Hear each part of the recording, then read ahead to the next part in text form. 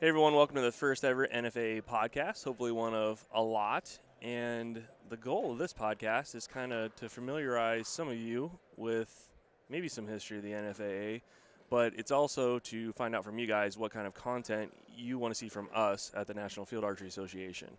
And you can do that by leaving some comments in the comment fields, whatever media you're watching this on, whether it's the NFAA YouTube channel or one of like 16,000 probably different platforms. So Facebook, any of that stuff, leave your comments. We'll make sure we read it, and I'll do my best to try to deliver that kind of content to you. So we're taking a stab at this podcast thing and hoping you guys enjoy it. Yeah, be gentle with me. This is my first time. So the first guest, and I don't know if we'll always have guests or not, probably multiple guests at times, is Brian Sheffler. And for those of you that don't know Brian, he is now our acting current NFAA president. Yep. Hopefully, I will not embarrass our members or our directors who put me in this position and continue on. I don't think so. I don't think you can do that. I hope not. No, you're too good a guy. For those of you that don't know Brian, those of you who shoot or listen to this will definitely know Brian from judging, I'm sure. Right. I've been doing the Vegas tournament ever since the NFAA got involved with it. I've been doing our national tournaments. Also our state and local tournaments in the Great Lakes Sectional.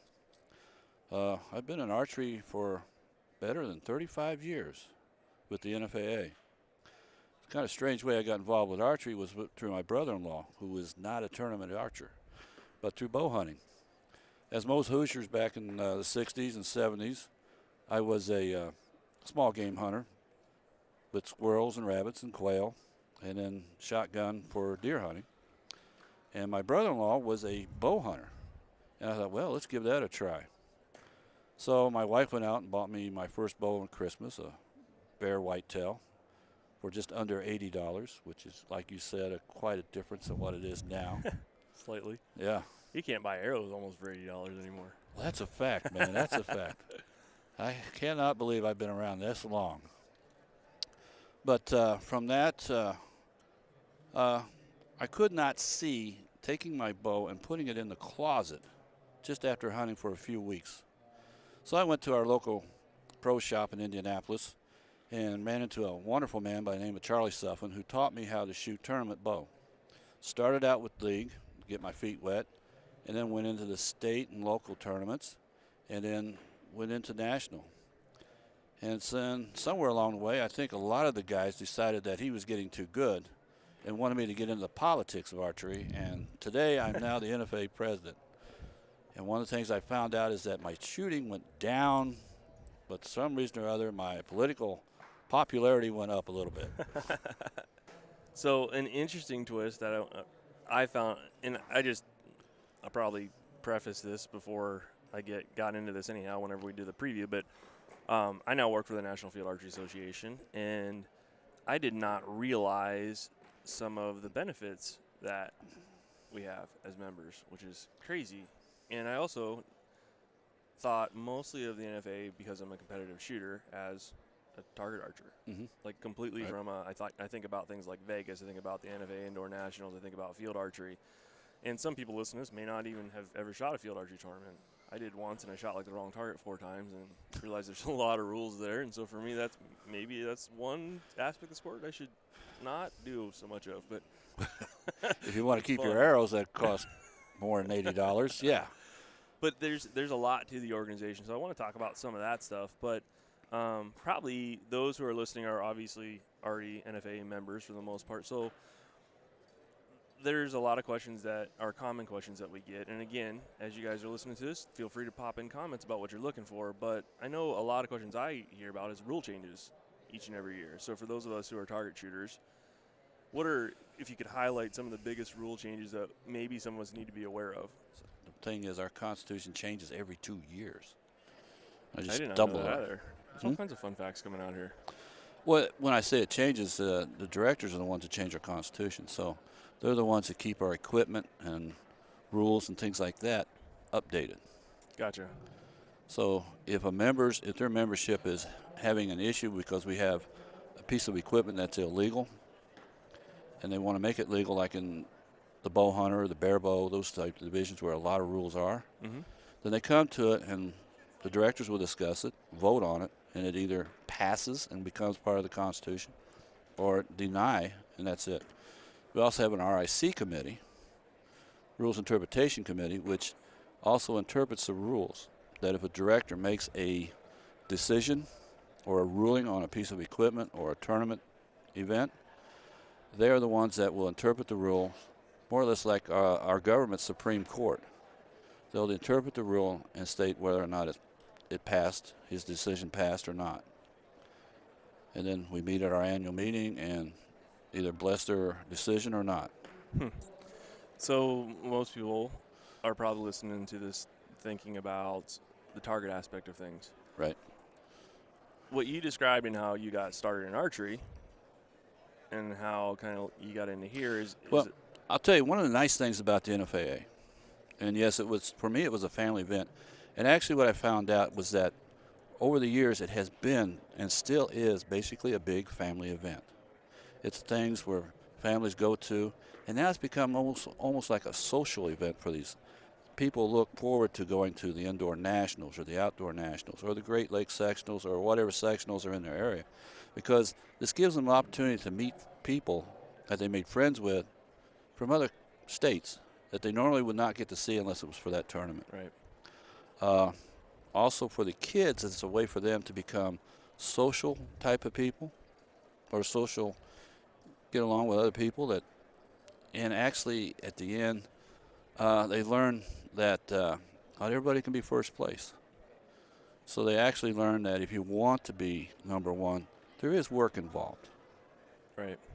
And that also is something that we've gotten away from. I think there's a lot of problems we have with kids is that when they graduate and all of a sudden everybody got the trophy participation award, now all of a sudden they have to compete for the big paying jobs. You have to actually put down the effort. Yep.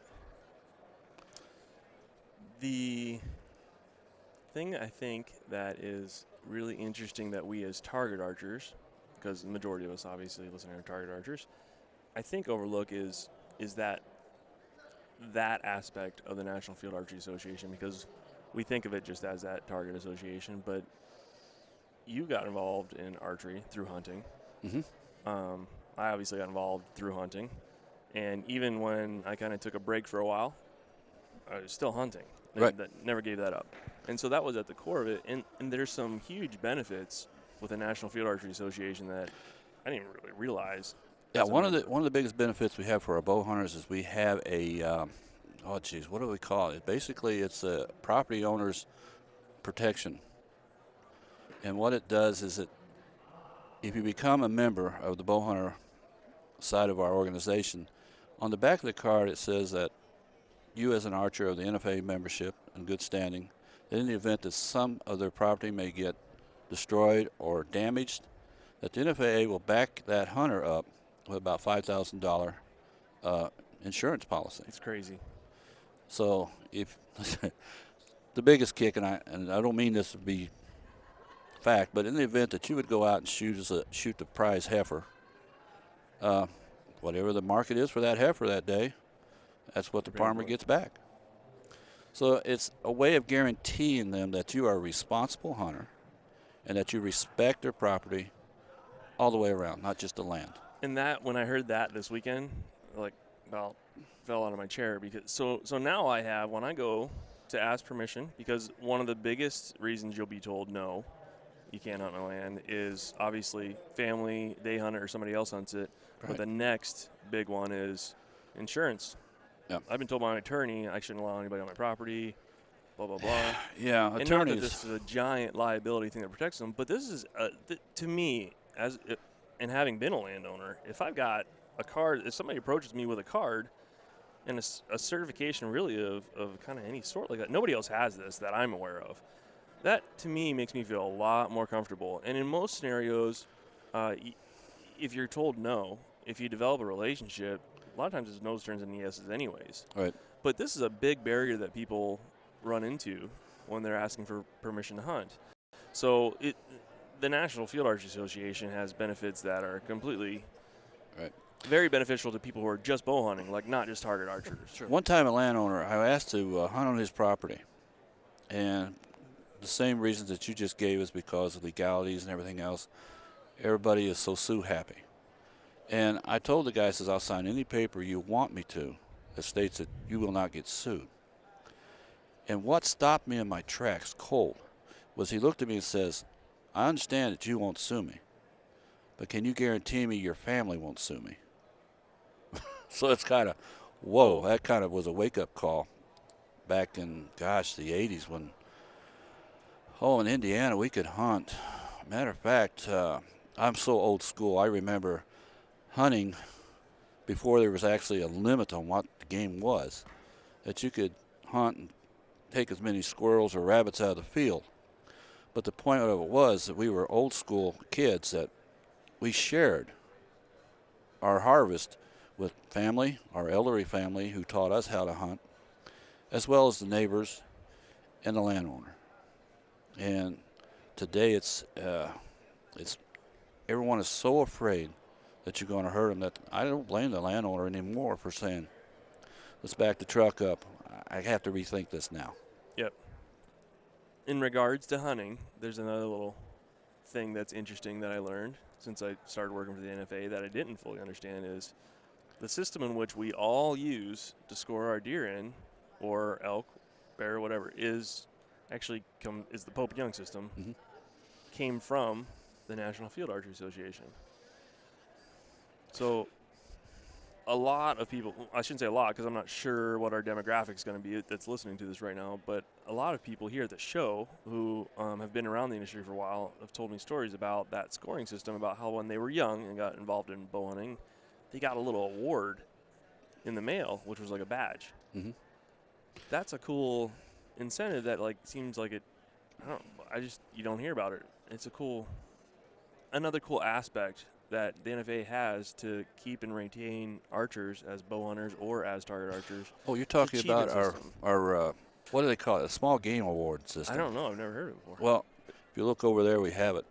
Is it just small game or is it other game? Well, we still have them in our Constitution. We still have the small game awards where you went out and shot or killed things like chipmunk, squirrel, rabbit with a bow. Yep. We also had the award for Robin Hood Award, the Instinctor Award. Well, it's not an Instinctor Award, but people that used to shoot instinctively. There was a little skunk with a bow. Trad is the term these days. Yeah, Trad okay. Guys. And we also had a way that kids could progress their scores by what score they shot. If you shot a 250, you could get a 250 patch, and you're in the 250 club. Now, basically, in the indoor, it's like 300, and everyone shoots 300 now. We should actually probably go into the X count. But there was those type of patches you can. And, in our state museum in Indianapolis, we have a guy who had all those patches. And a big thing used to be back in the day, the pride of some of these archers was to have a vest with all these patches. It's like, wow, you were somebody. Well, and I grew up in an association, actually, now it's called World Archery, National Archery Association, and we had a progressive system like that for target archers, which was, it was JOA, Junior Olympic Archery Development.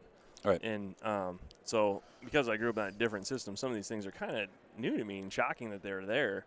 But they're cool things. I remember getting those little patches. Hey, I'm now a master archer or whatever it was in that organization, or I'm a bowman or yeoman.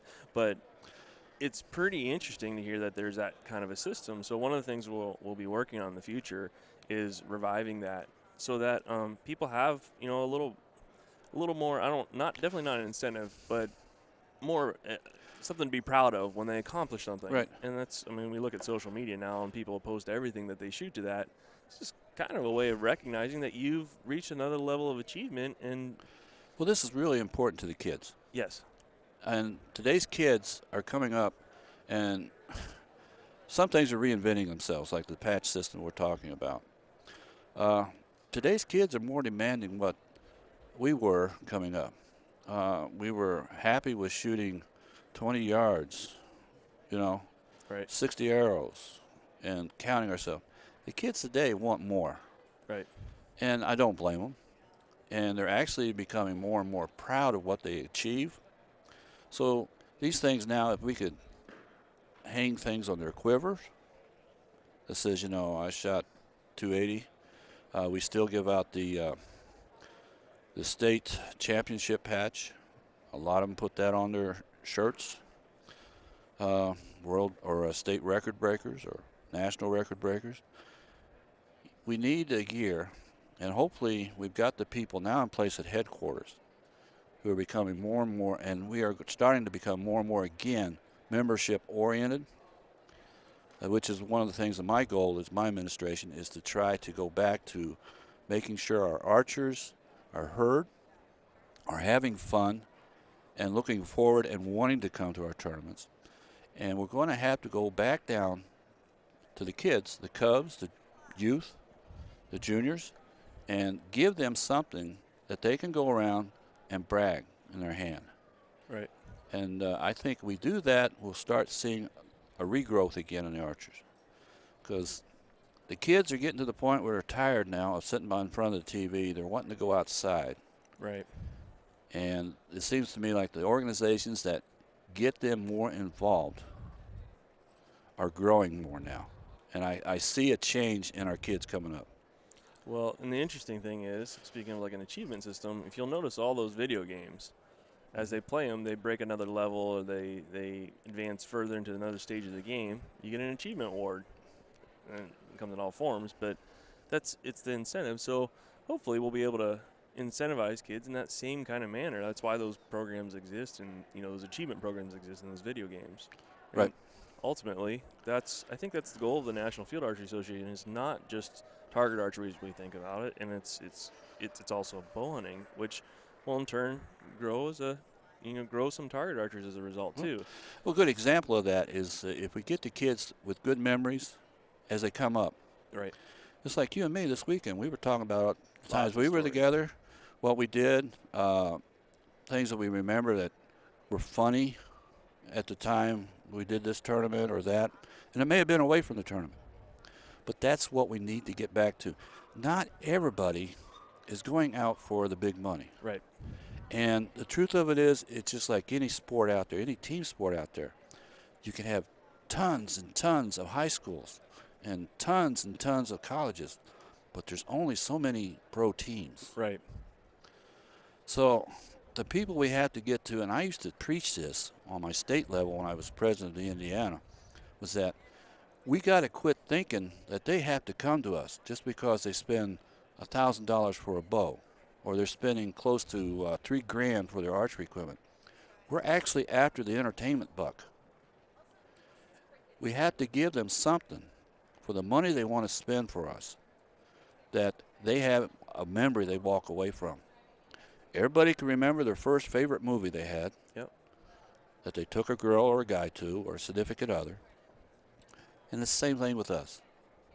I mean, archery and any other sport is not something that, unless you are one of our extreme best archers, puts food on the table. The average archer has to decide how he's going to spend his income. And if we can make sure that they see a reason for spending their entertainment buck on us, they're going to come back. Right. And the biggest thing for archery is such an easy sport to get into. It's such an easy sport to handle, that every age has a level that it can compete in the NFAA.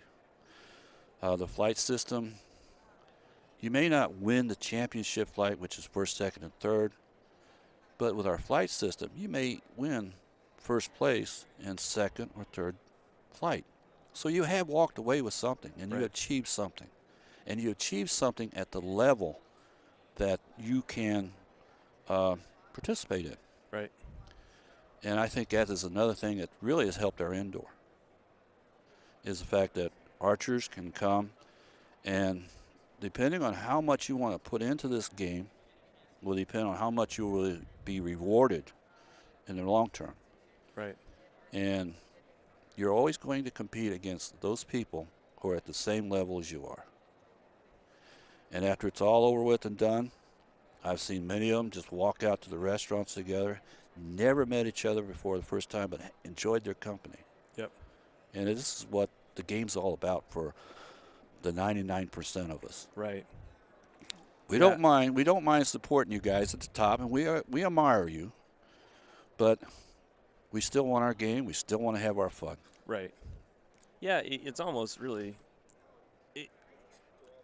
an NFA event is exactly that. It's an event, and as a pro archer, obviously, we're thinking all the time about competition. But it is so much bigger than that. Like Vegas, for example, like you mentioned. I think Vegas, there are people that come from all over the world at this point. It's growing to it is the largest indoor tournament in the world. It is a world event, and not everybody can win, even in their division. I mean, there's only one winner. So when you look at an event like that and go, why is it that so many people come here? The reality of it is a lot of them come because this is their family vacation. They see their old friends. It's a wonderful venue. Yes. And South Point, where we hold the tournament, is such a wonderful venue for the family. Right. I mean, they have several bowling alley lanes upstairs. There is a, I think it's a 13-screen theater. Yep. And the prices to go to the movie, they're just like they are in your backyard at home. Right. And if you don't have kids, all right, you still got the slots downstairs. You still got the restaurants and everything. So South Point is a great marriage for the Vegas tournament. And like you said, a lot of people who come to Vegas, and why it's such the biggest and best tournament is you're competing against the people that are on your same level of expertise. You shoot, you have the rest of the town to party in. Right. And like I said, for families, you got the movies, you got bowling, you got an indoor pool, and there are some shows in Vegas that you can take your kids to. And the format of it is also awesome because you only shoot 30 arrows a day. Mm-hmm. So I don't know, what does the round take roughly? Oh, gosh. I think it's less than an hour. A lot of it depends on who's shooting at the time. Right. Like our professionals and those who are into the big money end of it, they're counting on every arrow to be there. So they're going to be there a little bit longer. But really, a little over an hour is what I'd say. Yeah, so you have the whole rest of the day. Mm-hmm. So, you know, if you are a bow hunting dad and you bring the family, like you still have all day to do all sorts of other things there. That's what I think makes Vegas pretty unique. Well, I have seen at the other end, too. If you were a bow hunter woman Mm-hmm. or a pro woman and the husband was not to their caliber of shooting, he still can come and still have a good time. Right.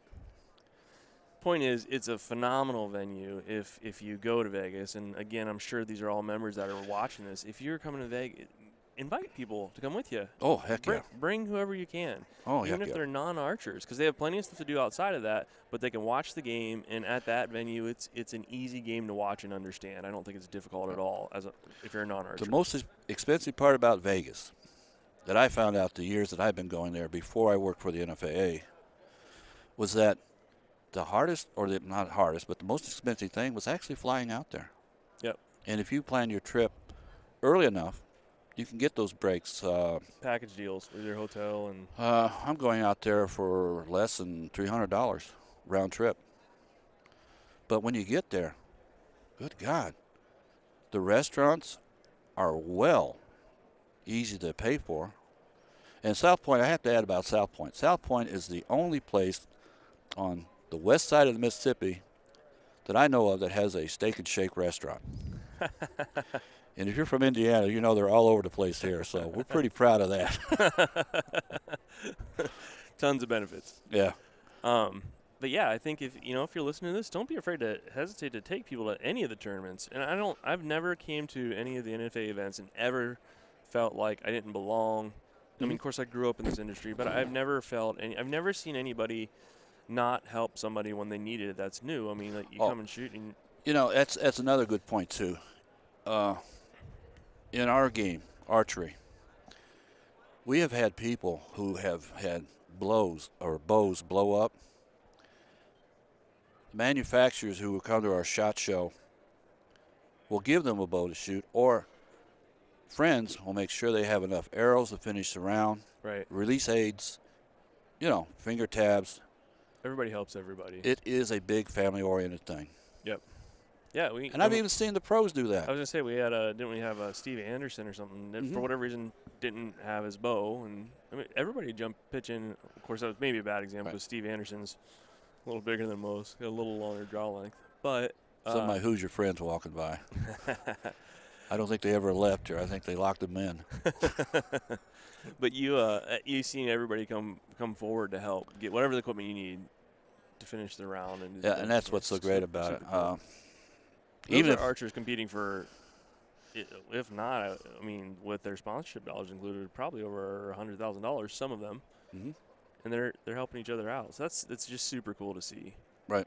Yeah. So I hope that's something that people consider when they book their flights for this year. Although it's coming up right around the corner, that they. Well, the biggest thing I hear from people, and once I get them past this, is, "Oh, I'm not that good enough to compete." That doesn't matter. Man, it doesn't matter. You're right. It's the experience of being at Vegas. And if you are, like, there's even that little Vegas thrill in there of you can shoot in the flights, in the championship flights, or I believe championship.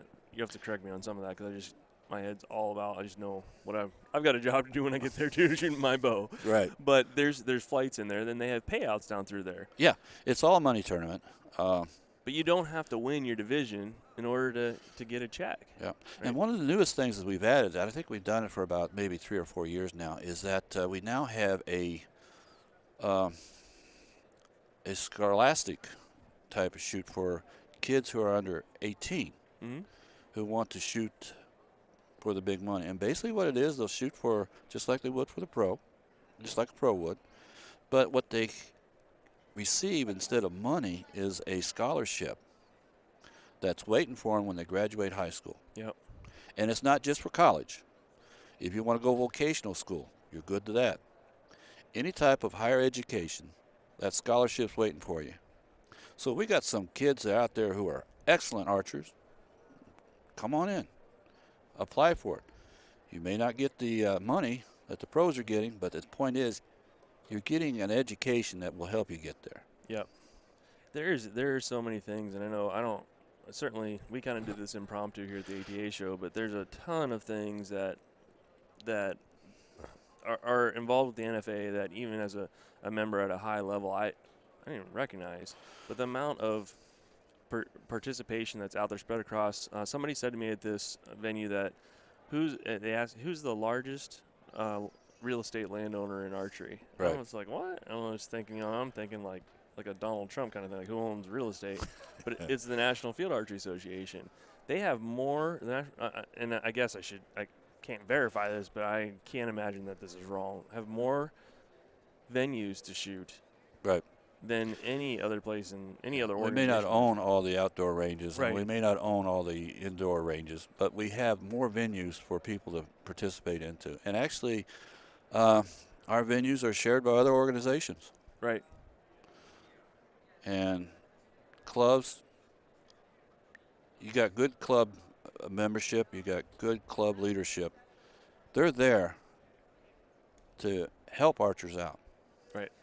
And add on that, if on the Vegas end of it, or anything in the NFAA, if you get confused, our headquarters, we have plenty of people there that get you online. Right. And you call, you'll get somebody on the phone. Right. It's not and really every state has a national director that can guide you wherever you need to go. Right. That's their job.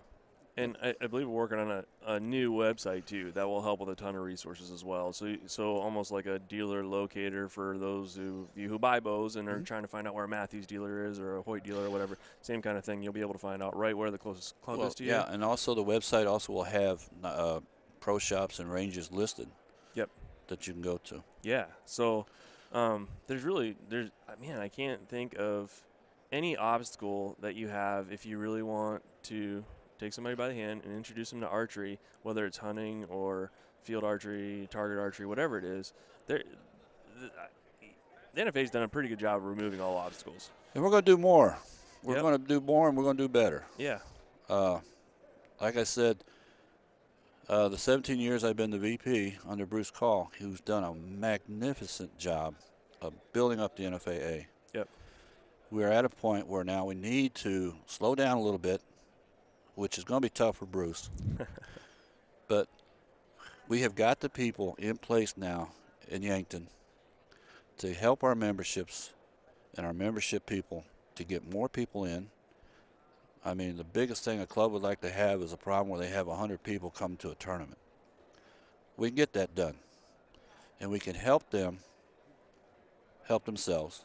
All they have to do is just give us a call, get in contact with your director, who can help you get in touch with us. Yep. And don't misunderstand us out there. If you're watching and you're interested about getting into target archery, Vegas is not the only shoot of the year. It's just the biggest shoot of the year. Right. But there's, speaking of Yankton, that's got to be like, would that be in North America at least, the largest indoor training facility available to anyone? As far as I know right now. Got to be. We have 3 field courses. Just in Yankton. Just in Yankton. Yep.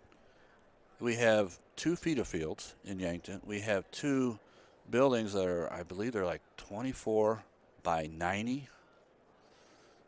I don't know exact feet, but it's a long ways. Oh, you can practice. 100 yards in there easy, 90 meters, no problem. You can practice world archery in there. Yep. And not hit the ceiling.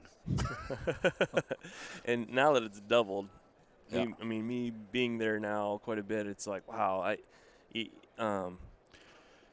If you want to go to an ultra high-end level in archery, in any aspect of the sport that I can see now, field archery, 3D archery, target archery, we have an amazing facility there as well that's, sometimes you come out and check out if you're traveling across the country.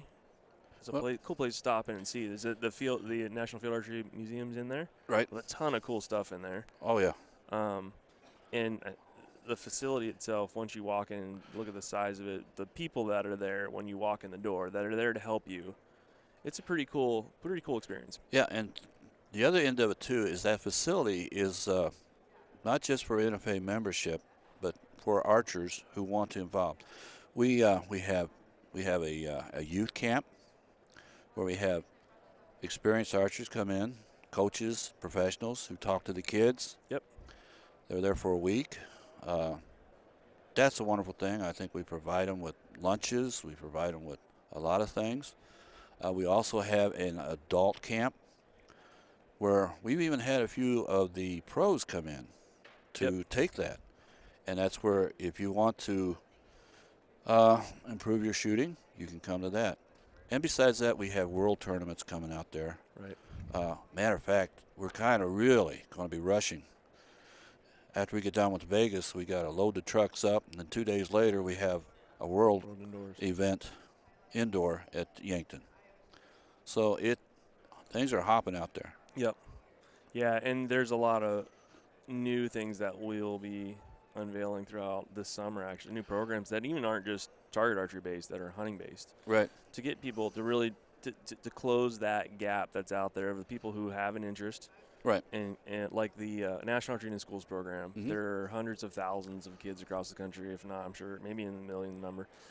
Almost every state has that program. I believe maybe every state does. Right. That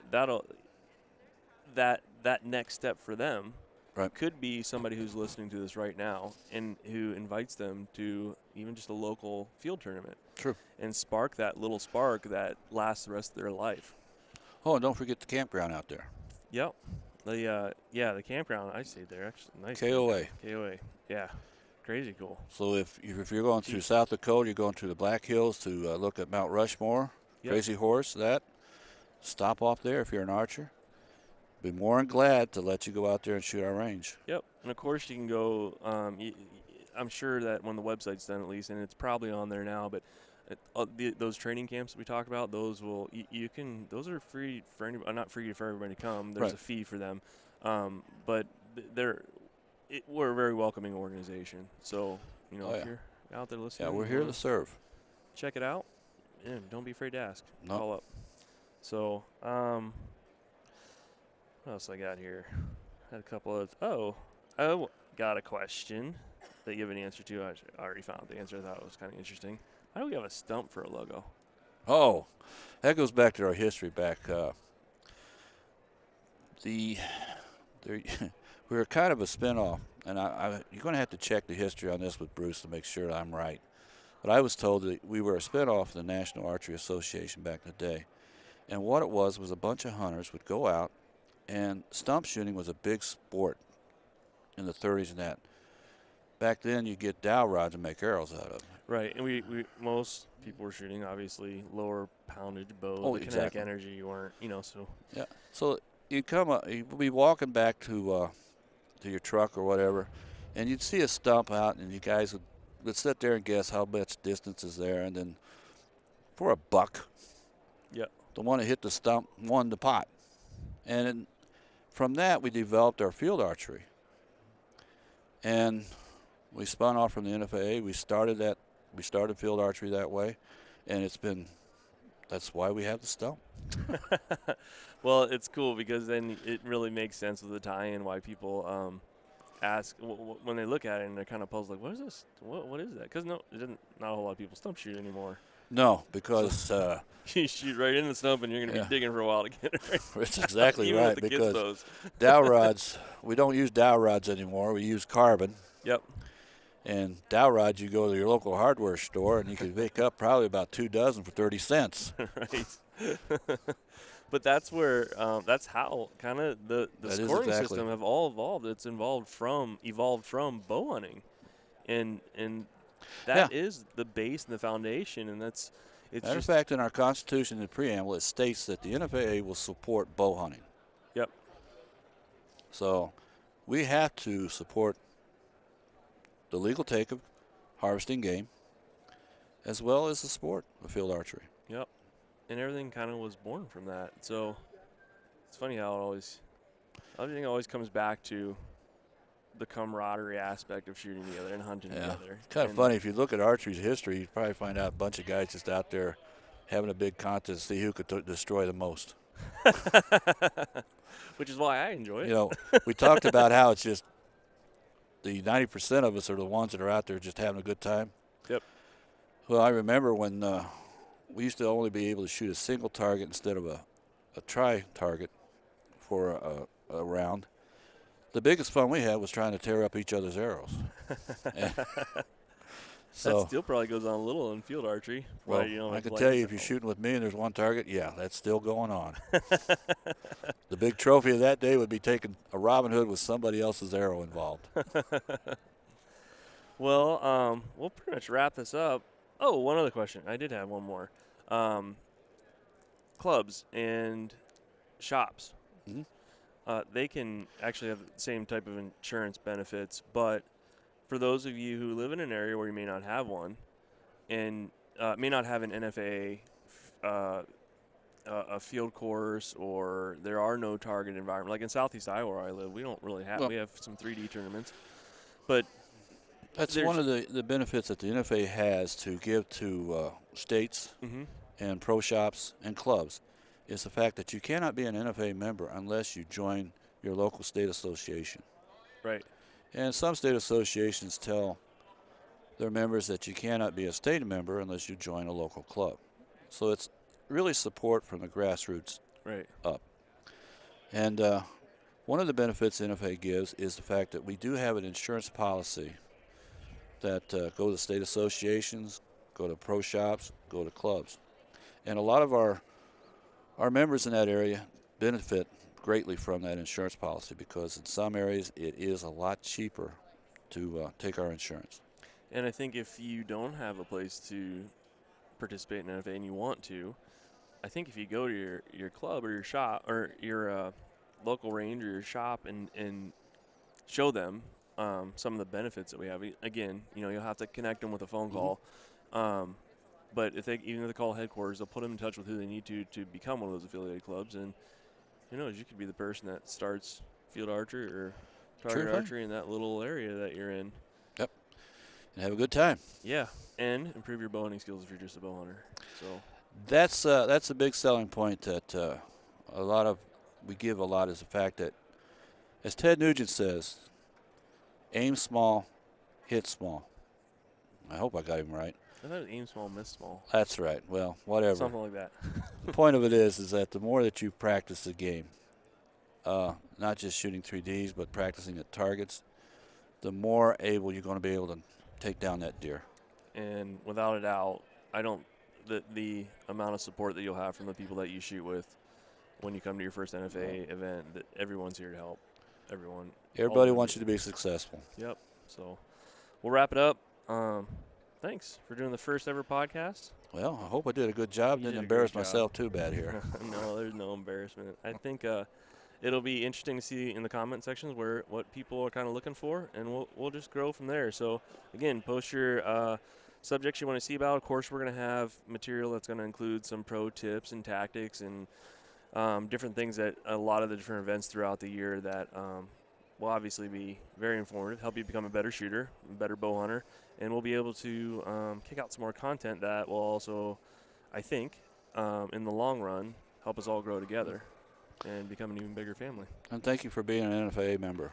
And if you're thinking about it, no better time to sign up than now. Yep. So if you're listening and you need a contact number, the number in Yankton, South Dakota, is 605-260-9279. You can go to www.nfausa.com. No dot in between the NFA and USA.